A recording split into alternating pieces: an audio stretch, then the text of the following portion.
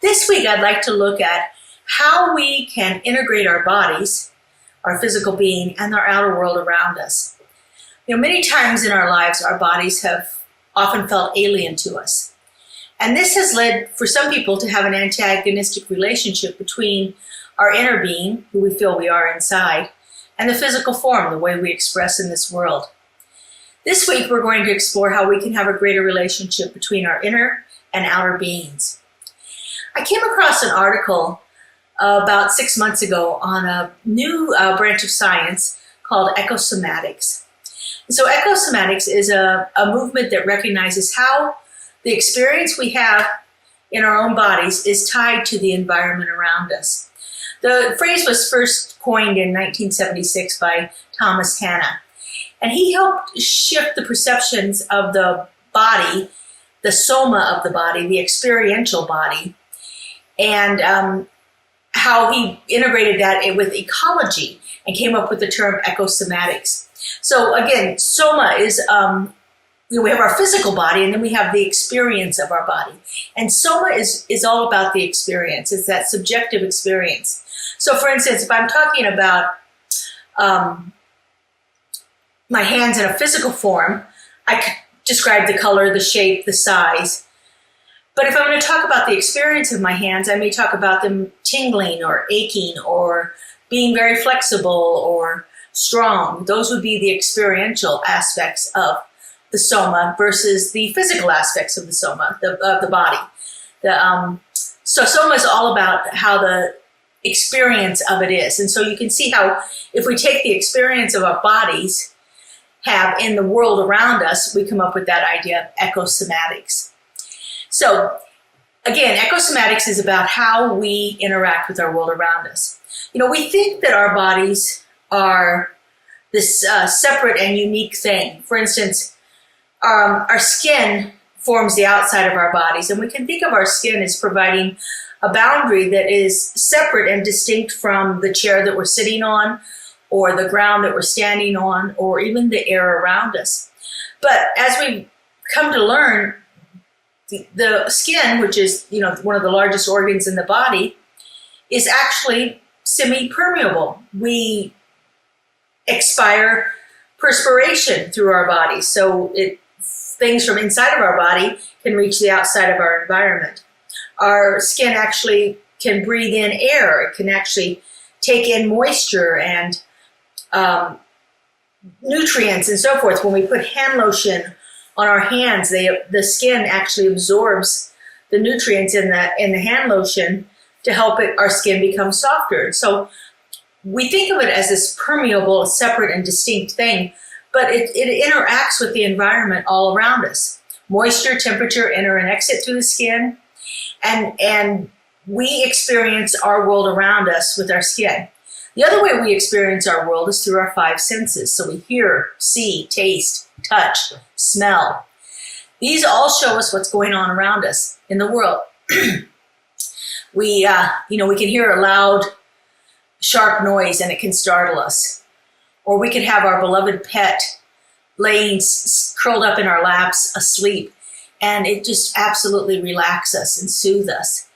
We can get a smell of something that brings back the memories of some other time. Like there's a certain smell of bacon frying that reminds me of my grandmother's house. And it's not all bacon, and it's only certain times, but there's that sense of smell that triggers an emotional response within me. And so we have all these different things that our senses do that help us interact with our environment.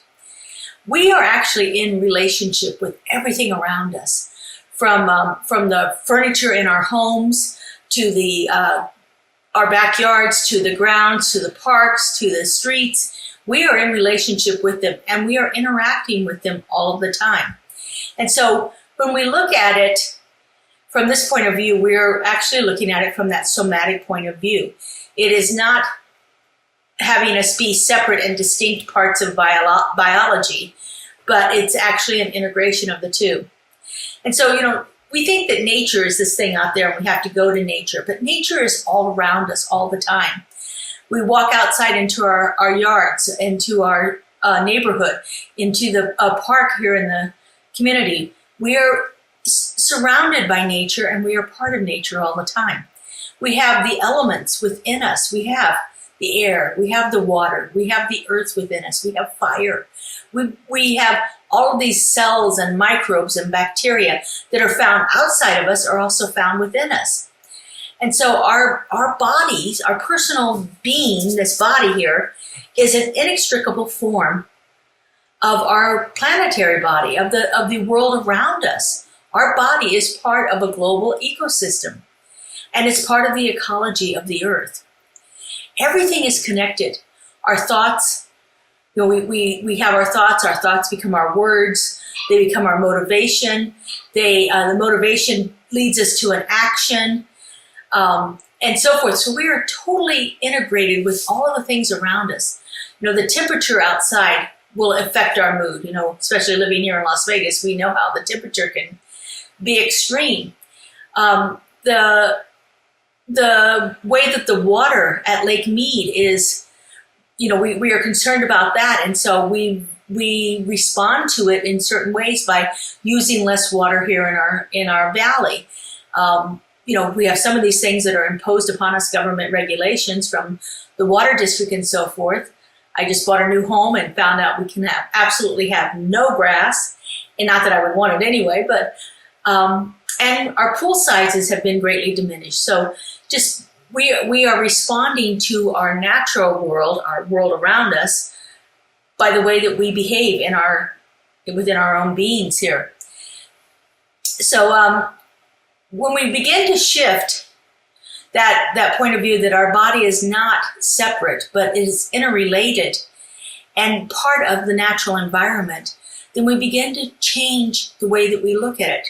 Our health, the way we look at our health begins to change. It's not separate and distinct from the world around us. We begin to see that things are correlating and so forth. And so that we begin to actually broaden our experience of this body and all of the other things in the world, other animals that we inhabit the planet with, the sentient beings of all kinds, and the non-sentient beings, the environment itself, the rocks, the dirt, the mountains, the water, the things that we would not consider to be thinking elements, but yet there's still a life within them.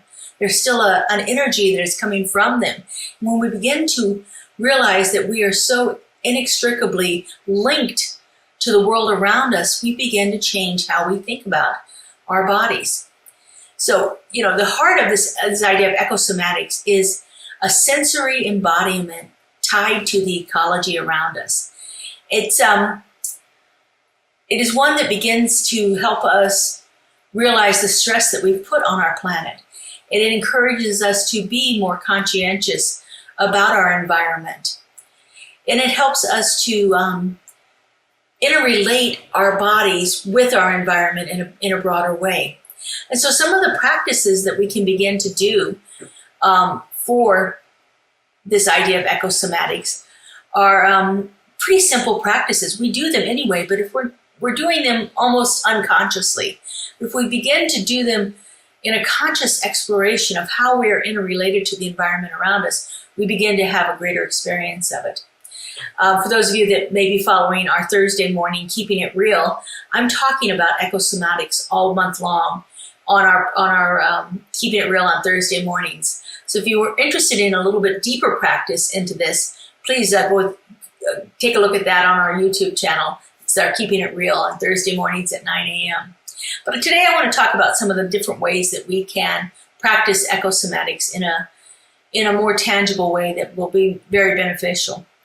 So first thing is the easiest thing. It's something we do all the time. We did it the moment we arrived in this plane of existence, and it will be the very last thing that we do before we leave, and that is to breathe. And we breathe mostly unconsciously. We breathe without thinking about breathing, which is, really one of the nice things about it, because it happens as, it's that autonomic response where it happens without us taking thought for it, which is very beneficial for our human bodies because we can't go very long without a breath. But we can actually begin to breathe consciously and notice what's happening around us. More than just even like noticing smells, but notice how that our breath moving in and out is interrelated to our environment. When we breathe in our air, which is composed of many different elements. One of the biggest ones is nitrogen. It has oxygen in it. There's water in the air. There's all kinds of trace elements in there. But when we breathe out, we mostly breathe out carbon dioxide. And carbon dioxide is not a healthy thing for us to keep in our bodies, but it is fabulous for the environment around us. The plant life needs carbon dioxide to thrive. And so as we breathe out, the plant life around us, the trees and so forth, are taking that in. Notice that absolutely immediate relationship between the two, that we can't survive without the plants because they're producing part of the oxygen that we need. And the plants can't survive without us because we're producing the carbon dioxide. And of course, then there's the other relationship with it, that we use the plants to sustain us. We use the trees to create shelter and structures and so forth. And of course we also have food with the fruit-bearing trees and so forth. We use the plants that grow in the ground as our main source of food. And if it's not our food, then it's the food for the animals that we are also consuming. And so we are in total interrelationship with our environment through our breath. It's always in continuous motion, and it always links us to the world around us. So the other thing that we can do, as I was just talking about, is when we eat. And I know I've been guilty of this most of my life, we eat unconsciously. We really don't think much about the food that we're eating. How many of us have sat down and in front of the TV and started eating something, and before we know it, we've eaten a huge amount that we didn't even realize we were doing because we were doing it so unconsciously. But our food that we ingest then also becomes part of this cycle of life. We ingest the food. It comes into our mouths generally. Sometimes the first thing we notice is a sense of smell with the food. And then we take it into our bodies and put it into our mouths. And our mouths do a wonderful job of breaking it down. And then it goes past into our digestive system, and where it is broken down into the nutrients that our bodies need, and then eventually it is eliminated as waste product, which actually begins to help the environment also. When we eat consciously and really think about that, selecting our food consciously, are we getting food that is organic and free from the pesticides and chemicals that are not only harming our bodies, but are harming the environment around us? Are we eating food that is grown at the right time? Are we searching for food that is not seasonally available, or are we eating with the seasons? Are we eating the way that our ancestors would have done because they didn't have all of the ways of storing food and the transportation to get food from one place to another, or the methods that force food to grow when it's out of season for it? So are you eating with the seasons? Are you eating the food that is growing at that particular time? There's something very powerful about that, and it keeps us in sync with our environment, with the movement of our planet and so forth. So eating our food is a very practical way that we can experience our environment around us. The next thing is to actually go outdoors, to be outdoors. Every morning I go out and I sit on my patio. I have a little puppy, and so I take her out, and we spend about 30 minutes out there. And here in Las Vegas, our mornings are absolutely beautiful. So it's been about 75 to 80 most mornings. I'm usually out there around 5:36, and I just sit out there and notice the smells and the sounds. And we happen to have a lot of birds around us here, so watching the birds as they're flying and roosting on the roofs of the houses next to me, and looking for their food and so forth. And so I get to spend some time interacting with my environment, even though it's very passive, because I'm just sitting out there absorbing what's happening. There's something highly beneficial for me to be out in nature that way. I notice what I'm sensing, and I also begin to notice my thoughts and emotions and so forth that are happening around there. as I said, I have this little puppy, and so I just am overjoyed every morning to go out and play ball with her and watch her run. She happens to be kind of shaggy, so she gets that wonderful wind-blown look as she's running, and all her fur moves backwards, and it's such a delight to be out there in the environment and watch her experiencing it too. And so finding time to be outside. Another thing that we can do is actually begin to study our local ecology, study what's around us. I know when I was in college here at UNLV, one of the classes that I took was ecology, and it was so fascinating to do our labs because we went out into the environment, and we would mark off a foot square area and have to count the plants and life that we saw in that area, and just to see. And as we did that, we would move up the Las Vegas is a valley, and so we're down at the lower part, and then we would move up in elevation as we move further and watch the change in the plant life, till we get to a certain point.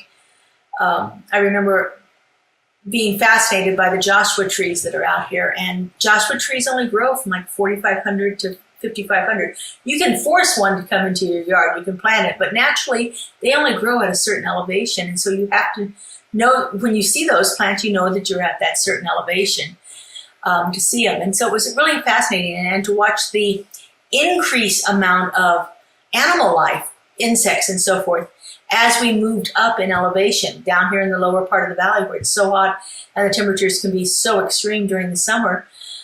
There wasn't as much plant life, animal life. You didn't see as many insects and bugs and so forth around there, and you didn't see as many birds either, because of course the birds are eating the bugs, and but as we moved up in elevation, it became more populated. And so it was fascinating to watch and study the local ecology around us. I love going to like the wetlands and see what's happening here. You don't think of Las Vegas as having wetlands area, but it does. And of course we have our beautiful mountains with the trees and so forth that are up there that are just spectacular. So spend some time studying what's around us. Not only the ecology, but the geography of our area is fascinating. To be out there in the local geography and see what's happening. And again, I took classes on geography when I was here, and found quite a few interesting sites here in our valley. And so one that I'm fascinated with, which I can't wait till it's open, is they're creating a museum of Ice Age fossils, because there's been a huge discovery of Ice Age fossils in the northern part of our valley here. And so I can't wait for that to open. I believe the park is already open, but the museum is not quite yet. So, when that comes out, be out there, be involved in our environment, be studying it, learning about it, interacting with it. It's really a fabulous thing. Another thing that we can do along those same lines is to take a hike. We have got wonderful hiking trails here in our valley. And one of the sacred circles that we would love to start when we get into our new building is a hiking group, a group that goes out and takes some of these easier walks through beautiful places in our environment. If you've ever driven out to Red Rock or Valley of Fire to look at the beautiful structures of the red rocks that are around there, and there are wonderful hiking trails in both places.